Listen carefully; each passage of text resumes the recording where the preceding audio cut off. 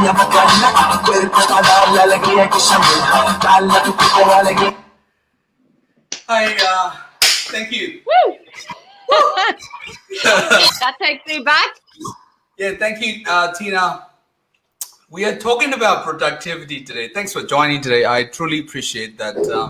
Every day I always find the people who can help me and who can help other people and everybody.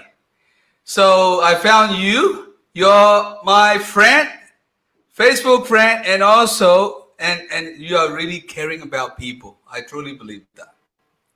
Yes, thank you so much. I'm really excited to be here, and thank you for the opportunity to jump on and to be of service.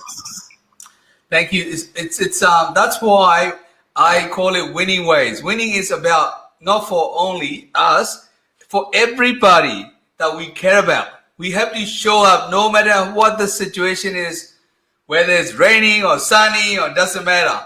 Today, you and I will be sharing the productivity, how we install the daily habits and in personal life and professional life, and how we're going to apply that. So I'm really exciting, actually, really exciting. Sometimes, to be honest with you, I didn't do it sometime, and sometimes it's a lack of habit that happening sometime with me. But every time it's happened to me, I looked it up. Oh, I have to walk back and bounce back and keep moving forward. Let me just honest with you. I'm a human being. I make mistake. I don't want to do sometime, but we have to do it, right? So that's the stuff that I come in.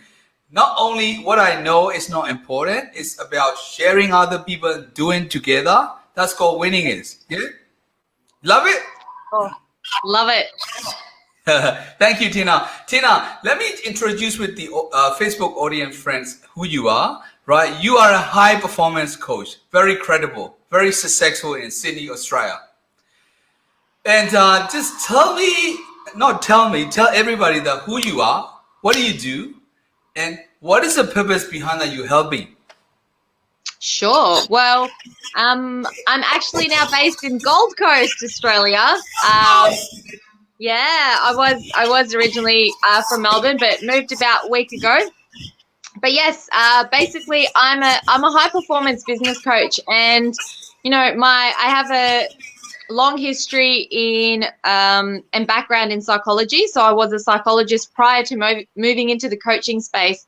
And what drew me into coaching, into high performance, is that I noticed a lot of the time, as you talked about, sometimes we go through these phases where we do exceptionally well and we start to generate great momentum in our life. And then it drops off. And what we end up doing is that, we peak and then we trough, and then we peak and then we trough. And usually what tends to happen is when we're peaking, that we do it at the expense of other areas of our lives. So, for example, we get momentum, but we start to neglect our health, or we start to neglect our relationships or our mental health. And, it's when those things start to drop off, it becomes problematic long term. And so I became really fascinated about high performance, because to me, high performance is about generating consistent and sustainable, which is the key word, sustainable results over the long term, so that we're constantly going up and up and up and up, and you're not going up and down, and you're also not doing it at the expense of other areas of your life. So you're not getting results in your business while your marriage is breaking down, or you're not sacrificing your relationship with your kids, or you're not sacrificing your health. And so to me, that's what success is, when we're able to win in all areas. So I developed my system, so 6 P's to high performance. And one of those P's, which I believe we'll be talking about today, is productivity, and, how to develop some good habits around, being productive and getting the results that you desire. It's so exciting and so compelling, the productivity. I love productivity. I believe that people need productivity every day. And Sure. Tina, let me just share with you my understanding of productivity. And high performer always sees clarity, right? Always sees clarity, and also they are happy people. They always Yes. raise a high bar. They always wanted to raise the high standard I noticed and I study and I found it, right? And also high performer, they have high energy, Yes. high energy. And now you are talking about productivity is people can relate it.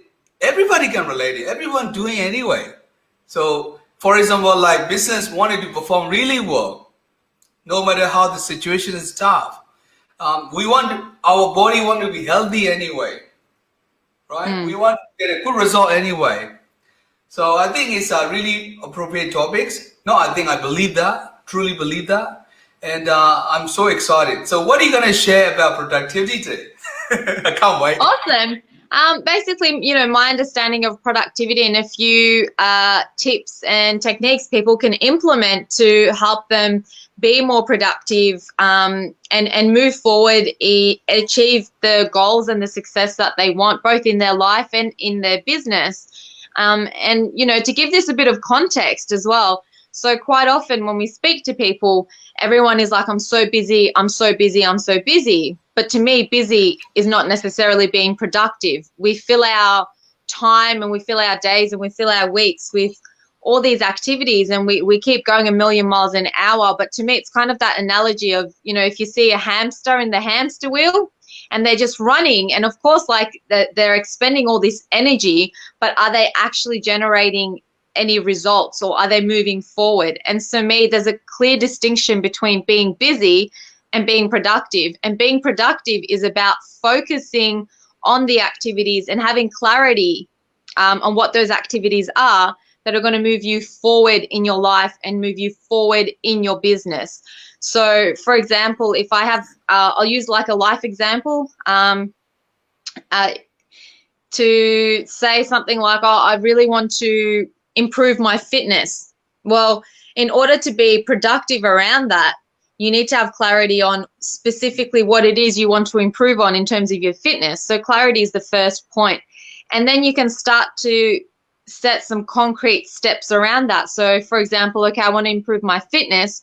The way I'm going to do that is I'm going to go for a run 5 times this week. And then I pick the 5 days and then I schedule in the times that I'm going to do that.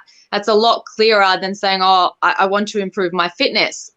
Because then that's where we start to create, when we don't have clarity, that's when we peak and trough. So, some days you wake up and you're like, oh, I feel like going for a run today, so I will. And, we spoke a little bit about this before. It's easy to show up when you feel motivated. It's easy to do the things you have to do when you feel good. But it's really about developing the discipline to continue to do those things when you don't necessarily want to, when you don't feel like doing them. It's still choosing to show up and do it. And the first step in that is developing the clarity of where you want to go and connecting to that why. So if I know that, I don't feel like going for a run today, but I know that I'm really focused on improving my fitness and I want to generate energy in my body and I want to feel good and I connect to that, then that's going to get me over the line to move forward. It's so true, Tina. I'm really excited about the what you mentioned about clarity. It's high performer. They always seek clarity. That they always find what are the meaningful. Who are they? They are doing. They always do dedication. Who someone love. For example, the moms, or for the country, or for the team, or for the people surrounding what they surrounding with. They always dedicate. I know. I realized that when I research show that, and also they always try to find how can I connect with other people very easily and effectively, and try to find a meaningful way, and how can we add value each other and contribute to the society. That's what my understanding of how they find the clarity is. They always find the clarity, isn't it, Tina? Yeah, it's an important step in all areas. If you don't know where you're going, then how do you know what steps you need to take to get there? And that's when people start to just do a lot of meaningless activities to fill their time. And then they notice, 2 years pass and they haven't really gotten the results that they want. So to have clarity is really important. And, you start to take action. And through taking action, the vision becomes clearer, so to speak. It's kind of like seeing something in the distance. You know vaguely what it is you want to achieve. As you start to take steps to get closer to it, it becomes clearer and clearer and clearer. And so a lot of the time people are like, oh, that they try to sit there and develop clarity, but clarity comes through taking action, because we all have an idea of where we want to be and what we want to do. As soon as you start to implement some steps to move towards that, it will become clearer. This is so true. So it's without clarity, without knowing vision, what we truly desire, what we want, we can't achieve anything, right? It's so true. Clarity is the first step. Clarity is power, isn't it, Tina? Definitely. When you have clarity, you know exactly where you want to go, and then you can start to implement the steps in order to get you there. And to take that back to productivity, something that a lot of people do again, and this is something not to do if you want to be productive. Stop multitasking. So a lot of people think that they can kill two birds with one stone, and they're doing 2 to 3 things at once. And a lot of people pride themselves on it and say, I'm a really, really great multitasker. And so I'm sorry to those people, because that is not true. What actually happens when we multitask is our brain is very efficient. So it's focusing on 2 tasks at once, and it's switching between the 2 tasks simultaneously. And you don't notice that because this switching of attention happens subconsciously. And there's a lot of research, if people want to look into this, to support through switching between the tasks, our brain isn't 100% focused on one activity. And what happens is that your productivity actually slows down, that your attention to detail is diminished, and you're not able to produce your best work. And a great example I used to illustrate this is like when we're driving a car and you've had years of experience of driving a car, you feel quite comfortable behind the wheel, and you're having a conversation with a passenger in the car. Now, your brain is able to switch between the 2 tasks. So it'll be driving and then it'll be switching to the conversation. And it's doing both those things. And it can do it really well because you've had so much practice at both. You've been doing both for many years. However, if there was a car accident in front of you or something happened on the road that required your full attention, your brain would actually switch off and stop listening to the conversation, and it'll focus on the most important task, which shows us that, again, our brain can't actually focus on the 2, and it'll switch to the more important one in that point in time. And what research actually shows, if you are doing the 2 activities at once, your reaction time in an accident is slower than someone else who was just focused on the driving. And this is what happens when we sit down to do our work. If we're multitasking and our brain is simultaneously switching between the 2 tasks, it's not doing us any favors, and it's actually slowing down our productivity, and it's diminishing the quality of the work that we're doing. And when you look at things like the impact it has on the brain, it actually puts extra strain on the brain. And so when people try to multitask, it's actually working against your productivity. And it can, imagine it as if like you've had a really, really bad night's sleep, and like say 2-3 hours, and you're really, really tired. Multitasking has that same impact on the brain. It's as if you're trying to work and you're so tired, and so you really struggle with the focus. It's so true that when our brain pay attention one activity rather than focusing too many, right? So when we pay more focus and the energy coming in, focus go, energy flow, isn't it? So exactly. If you imagine, I don't know about you, Phil, but I know like when I was little, we used to have the magnifying glasses and would go outside in the yard and like you'd play with the sun and concentrate the rays. It's exactly the same in terms of our focus and productivity. When you focus on one activity rather than multitasking, and so for the next 25 minutes, I'm just going to do this one thing. What you actually find is that it increases your attention. It increases the level of detail. You diminish the errors you make in your work, and you actually get it done a lot quicker, and you get better quality output. So are you suggesting only focusing one activity, right? And when you focus, I focus my perspective, focusing in three things, right? What I be looking out, what is the project that I be doing right now? What is the priority that I'm wanting to achieve every day? In this way, I can align with three things and move forward. So is that what you're doing as well, or what are the other tips that you wanted to give? Yeah, definitely.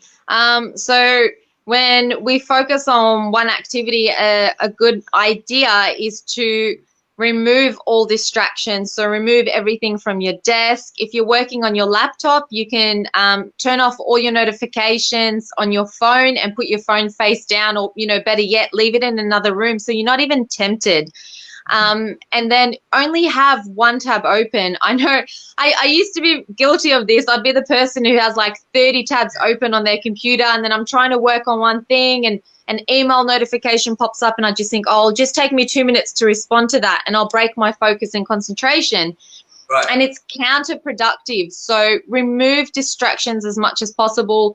Have a clear desk. If you're working on a project, just have one tab open, or if you need to have two or three, in the case of like doing research or something, just have whatever is relevant to that task open. Close down Facebook, close down your emails, close down anything that is not related to the task that you're focused on. And, there's different level. You need to figure out what works for you. So at a minimum, sitting there for 25 minutes is a good starting point.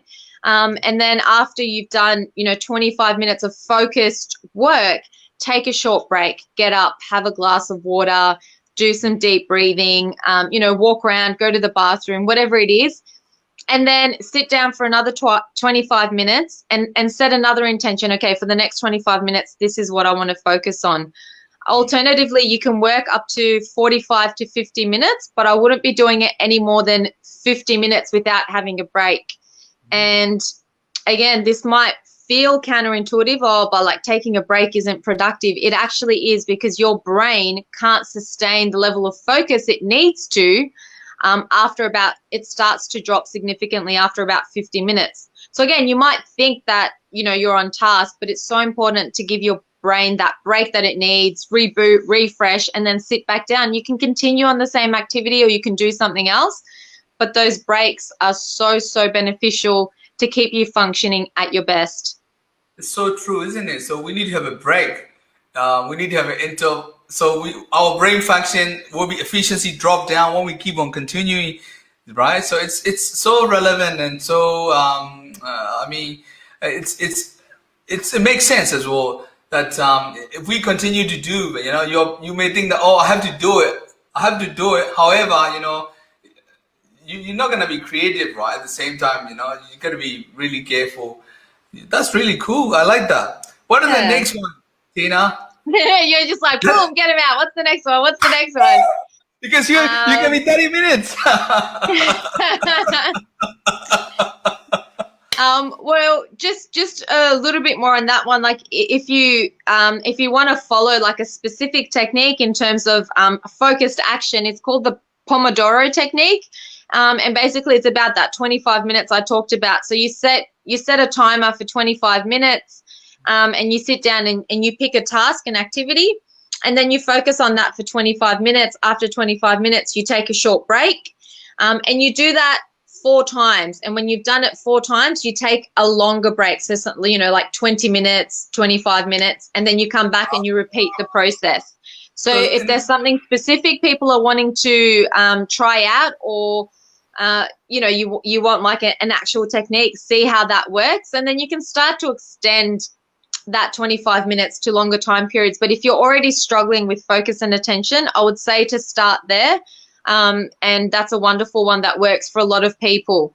Now, in terms of what activities should you be focusing on, this comes back to clarity. So what are you doing throughout your day? And I'll use sort of a business example in this one. So I have clarity on where I want my business to be in 10 years' time. And then I reverse engineer that. Okay, so roughly where do I need to be in 5 years, in 3 years, in 1 year, in 6 months? And you completely reverse engineer that. So you think about, what steps do I need to be doing today that will take me towards my 10-year vision? And you pick 3 things that you need to do every single day, and they're like your non-negotiables. And so I have clarity on what those are every single day. So at the end of the week, I know what I want to have achieved. And you're always kind of monitoring yourself. So every day, if I set myself, I've got those 3 non-negotiables. If by tomorrow I haven't completed them, then I have a look at what went wrong, what worked well, what needs to shift in order to help me stay on task and keep producing what I need to be producing to hit those 3 goals. It's kind of, think of it as a, like those big puzzles that have got like 1,000 pieces. Mm-hmm. Each of those activities is one piece to that big puzzle. So if something's not getting done, you got to think of the accumulative effect. And you need to keep yourself accountable. So if something didn't get done yesterday, why not? And let's figure that out and nip it in the bud, and not allow that to carry over day in, day out. And then at the end of the week, you're like, oh my gosh, I haven't done anything of what I wanted to do. And a little hack that I kind of came up with for myself that I've been, sharing with people and my clients is, you need to plan. You need to plan your week. You need to plan your day. So every single day, I spend about 10 minutes in the morning planning my day, so I have clarity on what it is I need to achieve, and between what times I need to achieve them. And my little hack is that I also schedule time where there's no activity. So it's just blank time. And what that's for is because people are like, oh, but if I plan and then, something comes up, something urgent, and I need to attend to that. Yes, there are curveballs in life.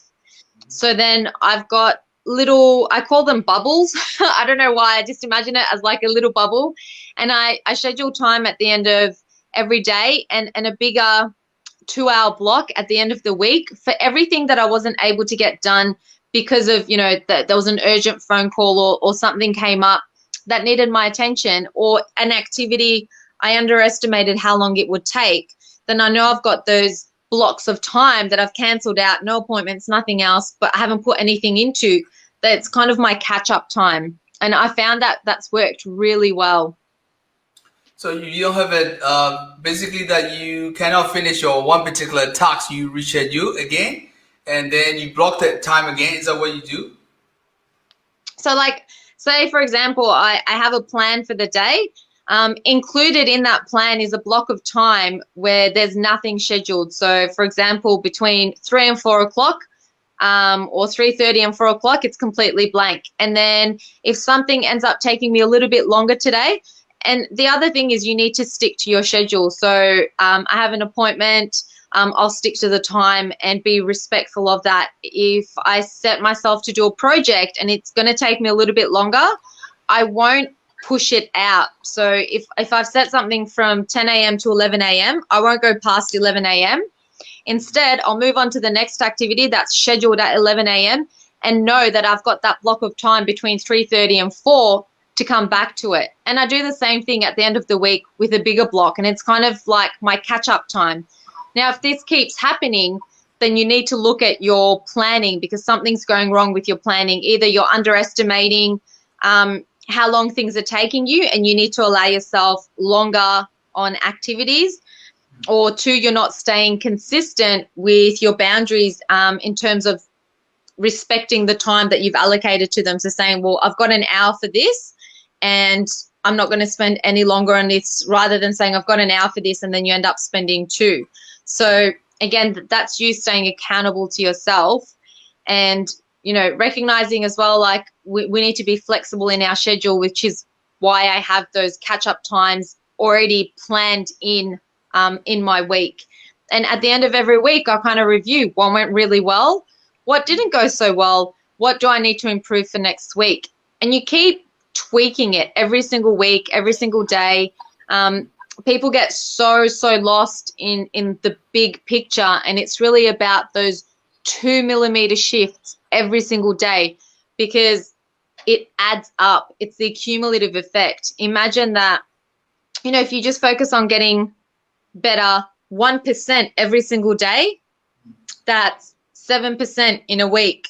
That's 365% in a year. That is a lot. But people always underestimate, oh, well, I don't necessarily see the results of that 1%, so I won't bother with this. Never underestimate the cumulative effect. And that's, it, again, for me, it comes back to productivity, because I notice a lot of people have this all or nothing type thinking. So, for example, oh, I don't have 2 hours to spend on that activity, so I just won't do it at all. Well, how much time do you have? So, oh, I don't have 2 hours to clean up the house today, so I'm just not going to do anything. And I would challenge that by saying, well, what do you have? Well, I have 10 minutes. Okay, so what can you get done in 10 minutes? And then over the week, if you just did that every single day, it is going to have an impact. Over the week, that's 70 minutes. So if in 10 minutes you can put a load of washing on, if in 10 minutes you can do some dishes, you don't keep avoiding it because it doesn't fit in, if that makes sense. So you always focus on, well, what can I do? How much time do I have? And you start thinking about it like that, being more strategic, and you chip away at it little by little, as opposed to saying, well, if I can't do it all at once, I'm just not going to do it at all. So just small little things every day, and also keep moving forward, right? So quick question that you also plan in a 1 week advance, or just monthly, or how do you do that when you set a plan, or these in your calendar?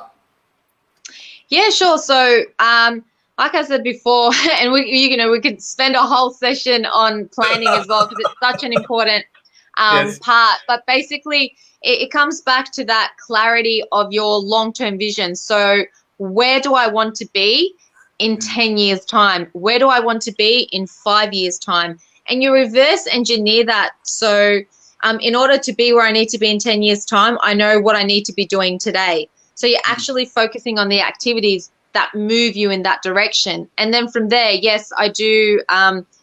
You break it down all the way to monthly. So at the end of this month, what do I need to have achieved in my business, in my life, to get to that 10-year goal? And again, that 10-year goal can shift and change. Don't get so caught up on that. It's just to give you clarity on what you need to be focused on today. And then if I know approximately what I need to do in the month, then I know I break that down to every week. What do I need to have completed by the end of the week? And then I break that down every single day. What do I need to do to make sure this is done by the end of the week? And I schedule all those activities every single day, and I spend time every morning reviewing what I have on for the day. What do I need to get done? And I've got clarity on what it is that I'm doing. It's kind of, okay, a good example is like when you go to the shops, say you're going grocery shopping and you just need a bottle of milk and, I don't know, some fruit, and you end up coming out of the supermarket with a trolley full of stuff, and you're like, what the hell? It's because, you've gone in there with no shopping list. You haven't gone in there with clarity, and then you get distracted, you get sidetracked, and you end up getting all these other things. So you end up spending more time at the shops, and you end up spending more money, which is what tends to happen when people don't have clarity on what it is they need to focus on. Whereas when you go in with a shopping list, you know specifically what it is you want, and you tick it off. You don't go down any other aisle. Okay, I know where the milk is. I'm just going to go in, grab the milk. I know what fruit I need. I'm going to go in there, grab a bag of apples and some bananas, and I'm out of there. You don't allow yourself that, and that comes through building the right habits and consistency. But you've got clarity on what it is you're going in there for. You've got your list, and you focus just on those things, as opposed to going in there like, oh, did we need some sugar as well? Oh, I can't remember. And then you get sidetracked and you're like, oh, there's a sale on those chips. I might grab those as well. This is what happens in terms of people's planning. So you want to minimize your cognitive overload. You want to minimize how much your brain has to think about what you need to be doing every single day. Because if I have a to-do list of like 60 items and I look at that, I get overwhelmed. As we all do. And then you're like, well, it's just easier for me to go watch Netflix. It's just easier to not even do that. Whereas if I pick 3 things off that list and I write it down, I'm going to get 3 things done on Monday, and I just look at that. Awesome. I know what I need to do. They've been scheduled. They're planned. Off I go. You see the difference? So 3 things and focus and pay attention and looking at your vision, right? And then keep on looking at the vision and looking at the main task activity that Yeah, making sure that they're aligned. they are aligned. So whatever focusing three thing is, make sure align with the vision and also so that keep you forward because you're so excited that if you did that and then you will achieve and then you keep on walking and reaching out there. Really good, actually. Exactly. I'm excited. What's one thing that you've taken away from our chat? I think has to be focused on the activity, right? That's, as you mentioned, that focus on the activity, that the most important thing and more really exciting rather than I would say clarity, right? So clear the thing that what we need to achieve particular vision instead of looking at the multitasking and looking at what am I doing, and then it's like a misery, right? And exactly what you're saying is right. Shop, when you're shopping, and then you got chips, you got anything that you want, all the it's really attractive item that you surrounding, right? You keep on looking around and you be feeling distracted, isn't it? Sometimes this is how we're distracted, right? There are so many chips out there, so many items out there. Oh, very similar, very similar, very similar. Isn't it? That's it. Yeah, it's so true. I know that your time is valuable and my time as well. 32 minutes already. So anything that you want to share before we leave? Well, I guess what I want to leave people with is focus on the 1%.